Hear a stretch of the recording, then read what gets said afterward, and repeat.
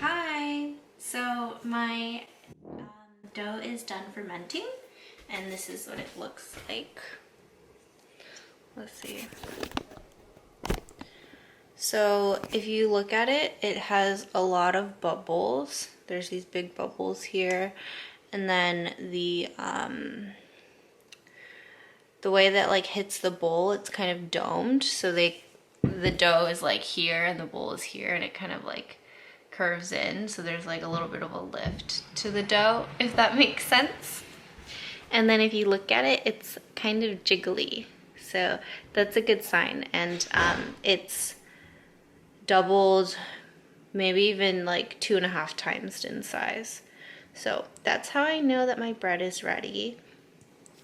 I let it bulk ferment so I started at 11 and now it's around 10. So it bulk fermented for about 11 hours. And usually when it's this cold out, it takes about this much time. So that's pretty standard. And yeah, so now I'm going to shape it, and then, so first I'm gonna do a pre-shape, so just to get it in like a circular ball, in like a ball form, I guess, and then it's gonna rest for about 30 minutes and the gluten is gonna relax, and then we're gonna shape it with some flour and then put it in the Banneton and wait for it to rise overnight in the fridge. Cool, so let's get started. So first I have a wet dough scraper, and then I have my dough, and I'm just gonna scoop it out. And if you look at the texture of the dough, it's like quite jiggly, which is good. It's kind of hard to explain how to see that a dough is properly fermented, but I'm hoping that you'll be able to see like from the video itself. And it's like quite big, and my hands are wet right now. So first I want to just like press it down to release any big air bubbles. I like my crumb to have a even crumb without too many big holes. So that's why I like to push out the air bubbles first. This step isn't necessary, but if you like smaller holes versus like big holes, this is what I tend to do. Okay, so now it's like a ball. And so I'm just gonna take the dough scraper, get it under, pull one side up and then over, just into the center. And then I'm gonna do this on all sides now.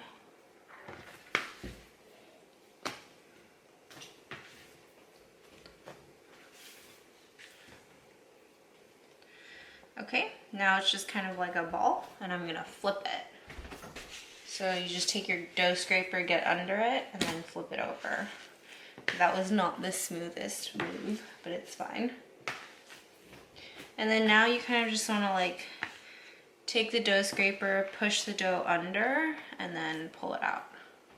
And you wanna make sure that everything stays wet, just cause it's easier to handle, and then the dough will stop sticking to you as much. So you basically just want to get it into like a nice round-ish shape. And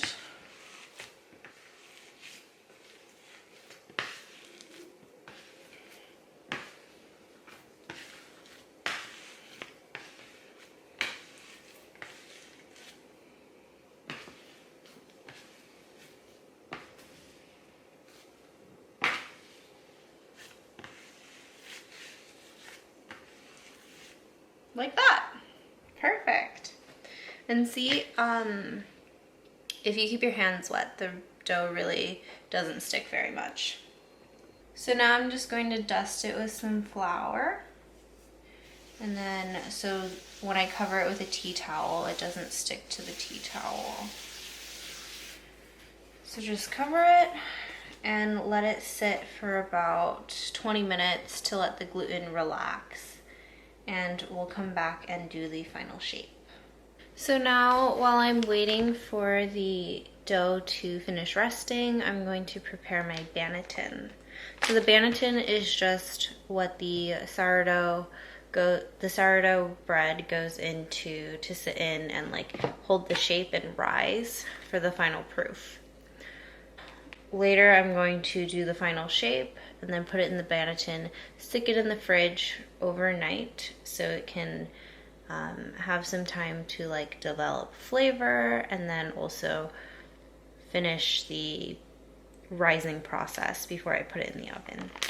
And so before I put the dough into the Banneton, I want to put some flour in, and I like to use this. So this is brown rice flour, and I like to use this because it helps the dough stick much less than, say, all-purpose or bread flour. So yeah, I'm just gonna take some and then sprinkle it in. I try to put more than I think I need, just because I've noticed that my bread does stick quite a bit. And then if you ever have too much, you can just like brush it off or just bake it with it in. It doesn't matter that much. So I kind of just like swirl it around. And then make sure that the bottom is like really covered, just because it'll tend to stick in like the crevices and stuff. So yeah, and if there's too much, I'll just take the remainder in here and then put it on the actual dough right before it goes into the Banneton, so it just has like an extra layer. Okay, so now it is time to do the final shape. First, I'm going to flour this, then just like spread it around so it's nice and floured. This might be a little bit like much flour, but I just like to be a little safe here. So now I have my bench scraper. I'm gonna go under and flip it. So under and then flip it. So now you have the sticky soft side up and the floured side is down. So now I'm gonna flour my bench scraper a little bit because it's gonna be touching the floured side, and I don't want it to stick.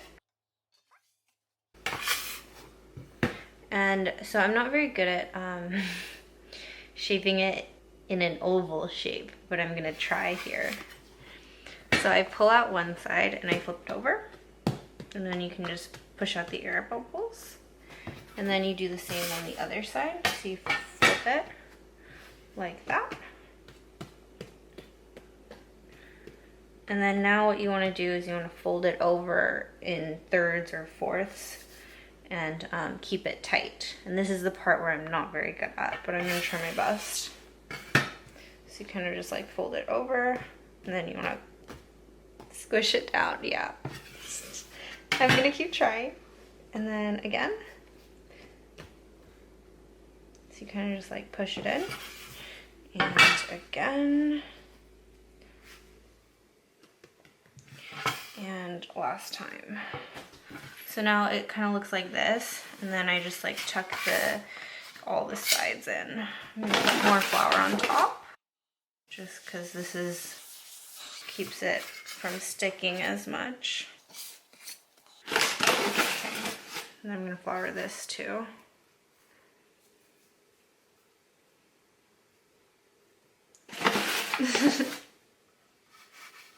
Okay, so I'm just going to try and tuck the different seams in, and then make it a little bit tighter.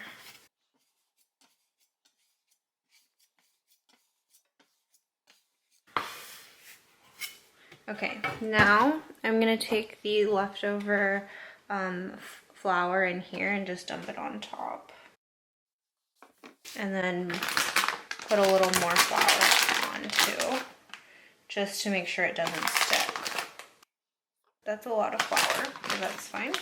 Oh, and my flour fell. So just like spread it all over, tuck the sides in a little bit more, and pop any like really big air bubbles if you can.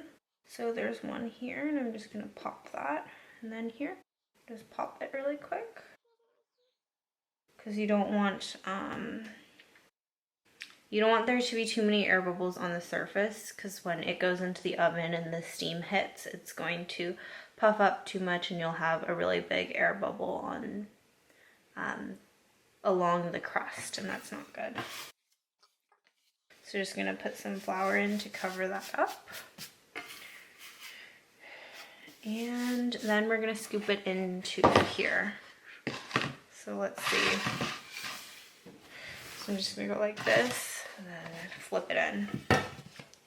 So now it looks like this. And I'm gonna put more flour around the edges. So on top, and then I'm just gonna lift and drop flour into the seams.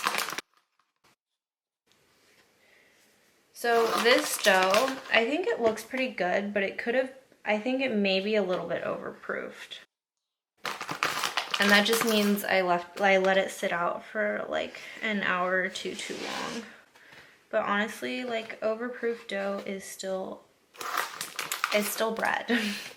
It's still gonna turn into some delicious sourdough bread. So I'm not tripping out too hard about it. Yeah, so I just wanna make sure to get all the flour in there. So I just lift all the corners up. There, and then if you look at it, it has like a nice little jiggle to it, which is what I like. And then tomorrow, we're going to take it out of the fridge and bake it. It's really fun to touch like dough because it's just kind of squishy and it's like very satisfying to just like poke it. Okay, I'm gonna stop cracking the air bubbles now. But yeah, so I'm just gonna cover it with a towel and put it in the fridge for the night. So we finished the pre-shape and the final shape, and right now the bread is in the fridge and it's gonna proof overnight, and we'll be back tomorrow to bake it and taste it. What you can do if you don't have a Banneton is you can take a colander or just a regular bowl, and then you line it with a tea towel. So just like this, and then you flour it really well to make sure it doesn't stick to the tea towel, and you can just scoop your dough right in, and then it can just sit in this instead of buying a Banneton. Yeah, so this is the second video, and there will be one more tomorrow. So I hope you guys like this and you like and subscribe, and I'll see you guys tomorrow. Bye.